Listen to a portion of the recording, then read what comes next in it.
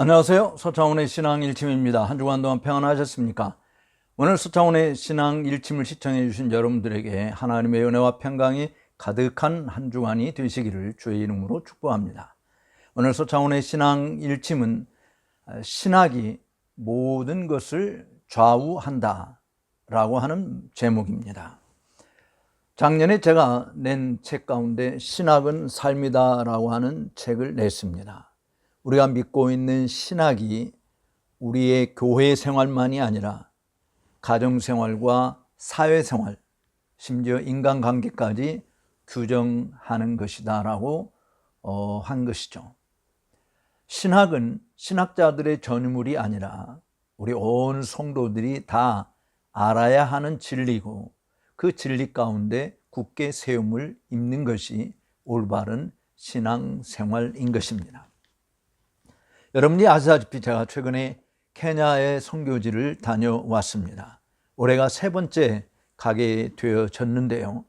그 어느 때보다도 올해 가장 큰 감격을 누린 그런 여정이었습니다. 그 이유는 그동안 아프리카 선교에 대해서 여러모로 이야기를 듣고 또 책으로도 본 바의 내용은 아프리카는 아프리카 특유의 문화와 전통이 있기 때문에 우리가 생각하는 개혁교회의 모습을 이룬다라고 하는 것은 불가능하다라고 하는 것이었습니다. 우리들이 한국에서 개혁교회가 정말 예배 시간에 박수도 치면 안 되고 악기를 많이 다뤄서도 안 되고 고요하고 경건하게 하나님을 예배하는 것이 돼야 된다라고 하는 것을 이야기할 때 많은 분들이 그 아프리카에서는 어떻게 하느냐, 아프리카는 문화 자체가 춤추고 흥겹게 부르는 것이 그들의 예배 광경인데 과연 개혁교회가 가능하겠느냐라고 하는 것이었습니다. 아닌 게 아니라 실제로 아프리카에 가서 현지의 교회들을 돌아볼 때 정말 우리가 생각하는 교회의 모습하고는 다른 모습들이었죠. 그들의 예배는 보통 3시간, 2-3시간 이상씩 모여서 예배를 하는 건데 물론 주일날 한 번밖에는 예배가 없습니다. 그래서 길게 하는지도 모릅니다.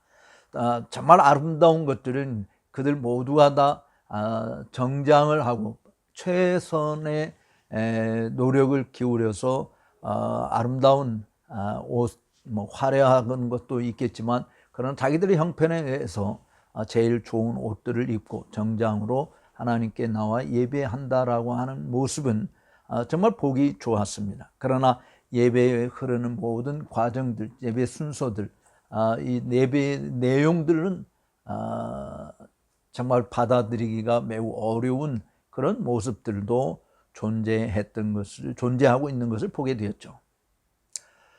저는 신학이 삶이다라고 하는 이 책에서도 강조했지만 교회의 외관적인 모습, 또 내가 개인적으로 살아가는 삶의 외형적인 나타나는 모습들, 이것은 우리가 믿고 있는 신학적 도리에 의해서 규정되어진다. 또 우리의 삶이 삶으로 형성되어진다라고 하는 것은 사실 기록된 하나님의 말씀에서 찾아지는 것이라고 하는 사실을 우리가 잊을 수 없는 거죠. 부정할 수 있는 것은 아닌 것입니다.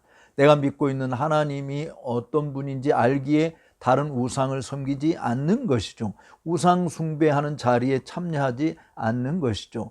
내가 전에는 이러한 사람이었지만 이제는 내가 예수 믿어서 하늘의 시민권자다라고 하는 그 신학적 지식이 내가 이제는 하나님의 법에 따라서 사는 자가 되는 것입니다. 비록 땅을 딛고 사는 존재이긴 하지만 이 땅의 유행과 풍습을 따라서 사는 자가 아니라 하나님의 말씀을 쫓아서 살아가는 자다라고 하는 것이죠.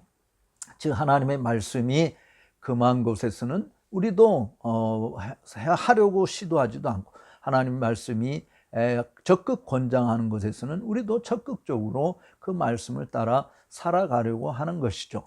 십계명을 예를 들어서 우리가 이야기한다고 한다면 하나님 외에 다른 신을 두지 않는다든지 하나님의 이름을 망령되이 일컬지 않는다든지 어떤 형상도 만들어서 섬기는 일을 하지 않는다든지, 안식일을 기억하여 거룩히 지킨다든지, 부모를 정말 공경하는 길을 간다든지, 살인하는 거 금하고, 간음하는 거 금하고, 도적질하는 거 금하고, 탐내는 것을, 이웃의 것을 탐내는 일들을 금하는 일들을 우리가 사실은 하는 것이잖아요. 그것은 하나님의 말씀이 우리에게 말씀하고 있기 때문에 하는 거죠. 물론 그것은 세상 사람들도 다 그렇게 말하는 거 아니냐. 그러나 사실은 5계명부터 10계명까지 사람들과의 관계 속에서 살아가는 모든 내용들은 1계명부터 4계명까지 하나님과의 관계에서 나타나는 열매들이지, 이것이 없는, 하나님과의 관계가 없는 모습에서 그냥 사람들이 부모에게 효도하고,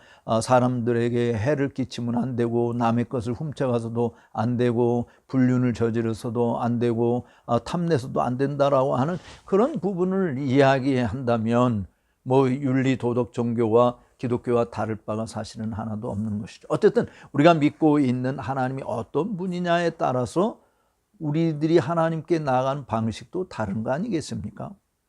만약에 하나님이 우리에게 하나님께 나올 때 최고의 지극한 정성을 들여서 나오라라고 이야기했다고 한다면, 우리들은 정말 일주일 내내 주일날 하나님 앞에 나가서 예배하기 위해서 몸가짐, 마음가짐, 또 손에 들고 가는 헌물이 어떠한 것이든 간에 그런 것들, 요구하는 것들에 대해서 최선을 다해서 준비해야 할 것입니다. 그래서 가난한 사람들, 병든 사람들은 그 요구에 충족할 수 없기 때문에 사실은 하나님을 믿을 수 없는 자리에 나아가게 될지도 모르죠. 그러나 하나님께서 우리에게 그런 것을 요구하지 않지 않습니까? 하나님이 우리에게 하나님께 나와 예배하라고 이야기하는 것은 내가 거룩하니 너희도 거룩하라 라고 하는 것이잖아요. 내게 가까이 나오는 자들에게서 내가 거룩하담을 얻겠다.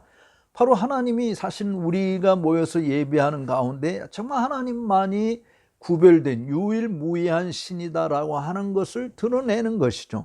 그 하나님은 거룩한 하나님이, 그런데 그 거룩한 하나님이 깡그리 무시되고, 하나님은 자비의 하나님, 사랑의 하나님, 이 부분만 강조해서 우리가 하나님 앞에서 무슨 짓을 해도 하나님이 우리를 용납해 주실 것이라고 하는 잘못된 인식을 심어주는 일들이 얼마나 많은지 모릅니다. 그래서 하나님을 예배하는 자리에 하나님이 아닌 사람들이 그 자리에 끼어서 하나님 대신 사람들이 영광을 받으려고 하는 일들이 얼마나 많이 있습니까? 하나님을 예배하는 모습 속에서 우리는 우리의 기도도, 우리의 찬송도, 우리의 헌금도, 우리가 들어야 될 진리의 말씀도, 우리가 성례에 참여하는 것도 다 하나님의 기록된 말씀에 근거해서 하는 것이 되는 거잖아요. 하나님이 명하시지 않은 다른 불로 분향하다가 즉결 처분을 받은 나답과 아비후의 꼴이 오늘 신약시대에서 일어나지 않는다고 해서 우리가 다른 불로 다르게 하나님께 나아가도, 하나님께 예배해도 하나님이 용납하신다라고 생각해도 될까요? 베드로 사도들이 아나니아와 삽비라 사건을 통해서 정말 보여준, 오히려 하나님께 거짓말, 사실은 땅을 팔아서 그만큼 헌금을 드릴 수 있다고 한다면 보통 열정은 아닌 거잖아요. 그런데 얼마를 숨겨두고 이것이 전부다라고 거짓말한 것 때문에 그 자리에서 부부가 죽임을 당했다고 한다면, 그런 것이 오늘날 일어나지 않는다고 해서 우리가 얼마든지 하나님께 드려야 될 것을 속이고 내가 취하고 정말 생색만 내는 그런 일들이 용납된다고 그렇게 생각해도 될까요? 물론 하나님은 자비의 하나님이시기 때문에 우리가 죄를 지어도 당장에 징벌하시는 일은 하지 않으시는 분이시죠. 그래서 정말 내가 죄를 짓고도 내가 잠잠히 있었더니 네가 나를 사람처럼 생각하거나 100번 죄를 짓고도 하나님 앞에 회개할 줄 모르고 돌아올 줄 모르는 그런 인생들 향해서 하나님이 낱낱이 심판하실 것이라고 하는 것도 말씀을 하였지만, 하나님은 우리 인생과는 전혀 다른 존재인 것은 분명한 것입니다. 따라서 그 하나님께 나아가는 예배 방식도 우리는 그 하나님의 거룩과 하나님의 사랑이 드러나는 방식이어야 된다라고 하는 것이죠. 우리가 하나님의 사랑을 생각한다고 해서 하나님 앞에서 함부로 해도 되는 것은 아니잖아요. 예를 들어서 정말 어머니와 아버지가 자식을 누구보다도 사랑하는 그런 입장이 있다고 해서 자식이 부모 앞에서 함부로 행동해도 용납이 된다라고 말할 수 있는 부모는 없지 않습니까? 갖춰야 될 예의가 있는 것이잖아요. 물론 인간과 인간의 입장에서 우리가 뭐 넘지 말아야 될 선이 있지만 그래도 뭐 잘못했어도 용서해 주고 뭐 용납해 주고 하는 일들이 얼마든지 가능합니다. 근데 하나님과 우리와의 관계에 있어서는 사실은 인간과 인간의 관계하고는 차원이 다른 문제라고 보아져요. 물론 하나님이 우리의 죄악을 감찰하실 때 누가 그 앞에 설 수 있겠습니까? 만약에 일일이 우리의 죄악을 낱낱이 드러내신다고 한다면 주님 앞에 나와서 예배할 만한 자격자는 이 땅에 아무도 존재하지 않아요. 하나님이 우리를 용서해 주시고 용납해 주시기 때문에 사실은 우리가 하나님께 나아가는 것이죠. 사실 내 모습 이대로 주여 받으시옵소서 우리가 찬송을 부르듯이 말이죠. 근데 하나님이 우리에게 나올 때에 말씀으로 일러주셨잖아요. 내게 나오는 자를 통해서 내가 거룩하다함을 얻겠고 내 백성들 가운데서 내가 영광을 받으리라. 그러니까 영광을 받으시는 분은 하나님이고 하나님만이 유일무이한 신이시고 그래서 그 유일무이한 절대적인 지존자에게 나아가는 방식도 그 하나님이 정해주신 방식대로 하는 것이 그 하나님의 이름에 걸맞는 방식이지 않겠어요? 그리고 그 하나님만이 영광을 받는 하나님은 당신의 영광을 다른 어떤 피조물 누가 나누지 않지 않습니까? 그렇다고 한다면 아프리카에서 보고 있는 모습들을 통해서 제가 경험한 것은 이번에 제가 그 어느 때보다도 감격적인 것이었다고 했잖아요.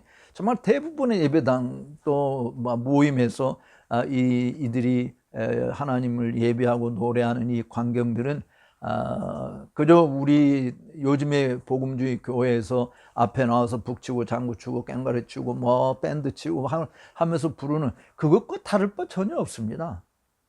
그럼 우리는 지금 아프리카 문화를 받아서 그렇게 복음주의 교회들이 그렇게 예배를 하는 건가요?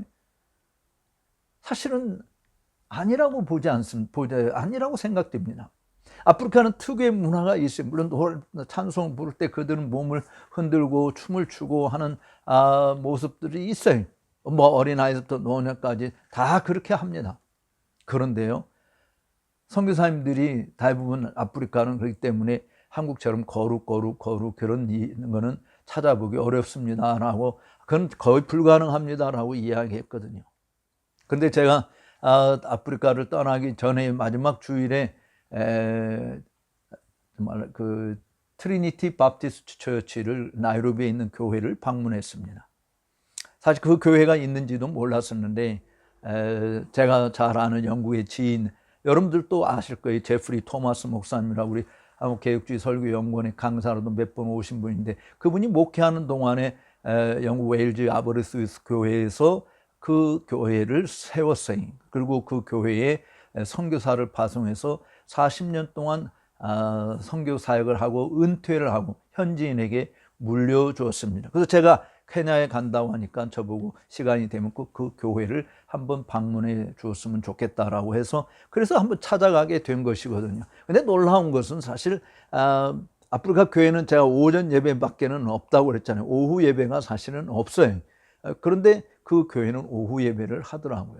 오후 예배 3시쯤에 모여서 예배하는 것을 그래서 그 시간에 맞춰서 갔는데 저랑 같이 간 선교사님도 반신반의를 했습니다. 아유 교수님 아프리카는 리폼드 교회가 없습니다. 자기도 거기서 30년 가까이 살았지만 리폼드 교회를 한 번도 본 적도 없고 들은 적도 없다.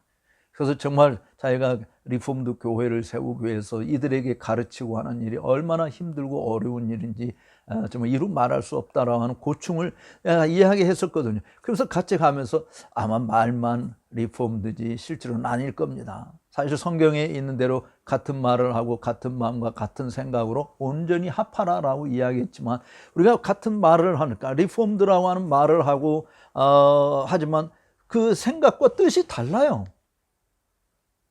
최근에 어느 교회에서 사실은 뭐 여름 내내 아마 특별 예배를 하는 것 같은데 그 포스터를 보니까 우리는 개혁교회입니다라고 그렇게 제목을 붙이고 여러 강사들을 초청해서 말씀을 듣는 시간을 가지는 포스터를 본 적이 있습니다.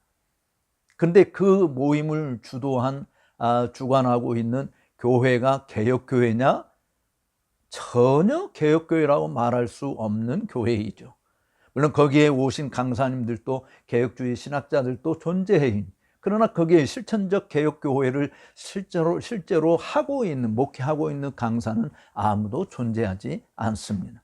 무엇이 우리는 개혁교회입니다라고 해서, 그러니까 말은 같은 개혁교회라는 말을 쓰지만 뜻이 다르고 생각이 다른 모습들이 있는 것이죠. 그 개혁교회라고 하는 모습 속에서 안에서 진행되고 있는 모든 내용들이 성경에 전혀 근거가 없는 내용들을 가지고 그 퍼포먼스를 하는 이런 일들이 진행된다고 한다면 개혁교회라고 말하는 것 자체가 굉장히 어려운 거 아니겠어요? 그러니까 이제 아마 아프리카식으로 이야기하면 지금 이 현대인들이 즐겨하는 현대 문화에 문화 수용론이냐 문화 변형론이냐 이런 그 이야기도 우리들이 할 수 있습니다만은 사실은 문화를 수용해서 복음화를 시킨다라고 하는 것은 그것은 실질적으로 우리의 현실이 증명해 보이고 있습니다. 문화 수용을 했지만 교회가 문화에 점령당했지, 교회가 문화를 변형시켜서 정말 하나님의 거룩한 문화로 승화시키는 일들은 교회가 하지 못하고 있는 것이죠. 여러분 스스로 한번 생각해 보시기 바랍니다. 지금 현대 음악이 고전 음악에 비해서 월등하다라고 자신 있게 말할 수 있습니까? 물론 뭐 세상에 유행가도 존재하고 하지만 현대 음악, 현대 클래식이라고 이야기할 때 그 클래식 음악 자체가 과연 18세기, 19세기 정말 유럽에서 왕성하게 났던 그런 고전 음악과 질적으로 비교해 볼 때 어느 것이 더 월등하다고 생각합니까? 또 한편으로 우리는 신학적으로 이런 질문을 던질 수 있어요.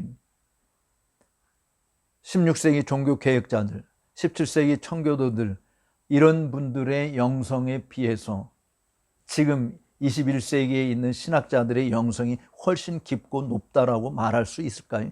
아니 신학의 발전이 정말 더 많은 것을 이루었다라고 자신 있게 말할 수 있을까요? 왜 오늘날 우리는 칼빈과 같은 신학자가 나오지 못할까요? 왜 오늘날 우리들은 뭐 바빙크와 같은 신학자를 갖기가 어려울까요?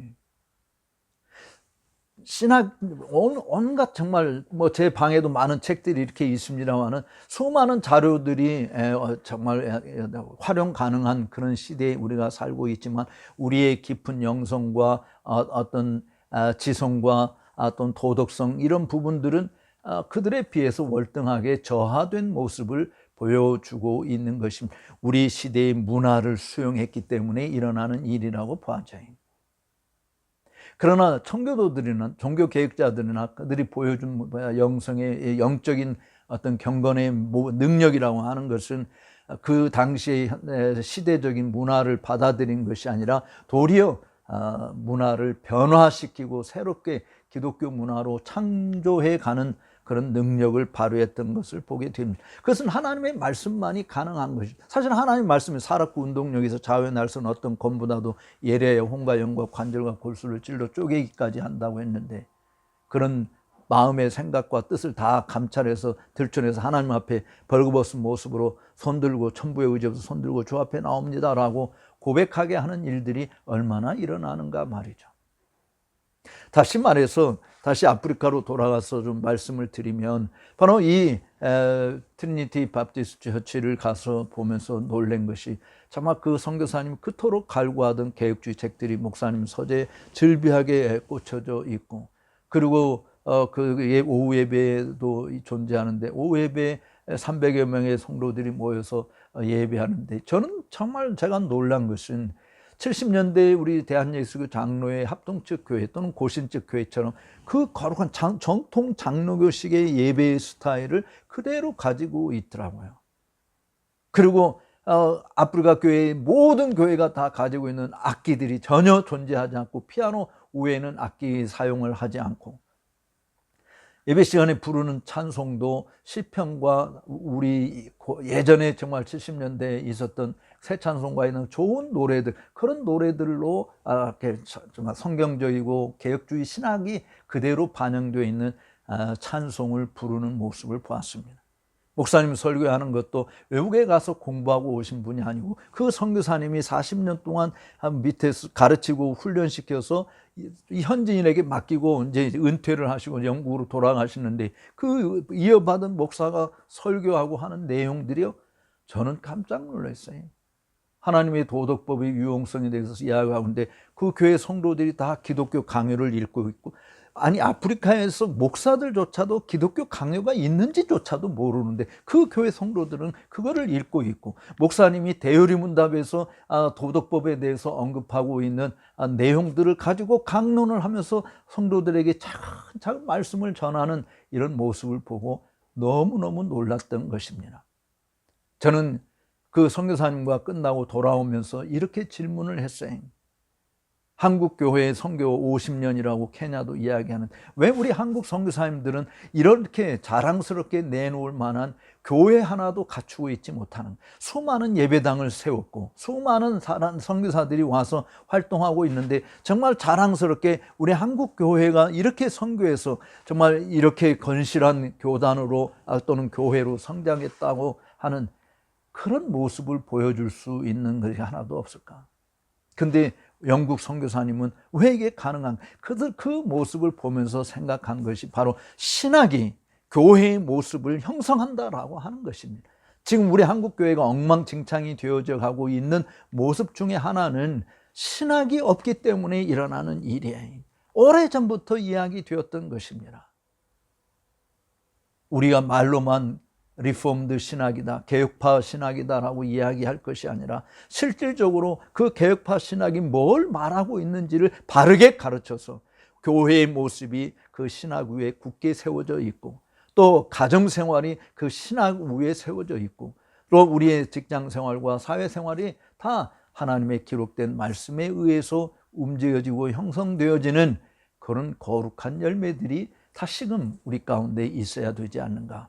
그런 의미에서 전 시간에 제가 교회가 교회의 일꾼을 키워야 된다라고 이야기했듯이, 여러분들이 정말 주님의 공교회를 생각하고 공교회를 이끄는 신학이 건실한, 그리고 그 말씀 위에 굳게 세움을 입는 올바른 일꾼들이 한국교회를 다시 살리는 일에, 그리고 선교지에서도 그런 좋은 교회들을 많이 세워가는 일에 복되게 쓰임받을 수 있게 되기를 진정 소망합니다. 오늘 서창원의 신앙 일침을 시청해 주신 여러분들께 감사의 말씀을 드립니다. 다음 주에 다시 만날 때까지 평안을 누리시기를 바랍니다. 나가시기 전에 좋아요, 구독하지 않으신 분들은 구독 버튼을 눌러주시면 감사하겠습니다.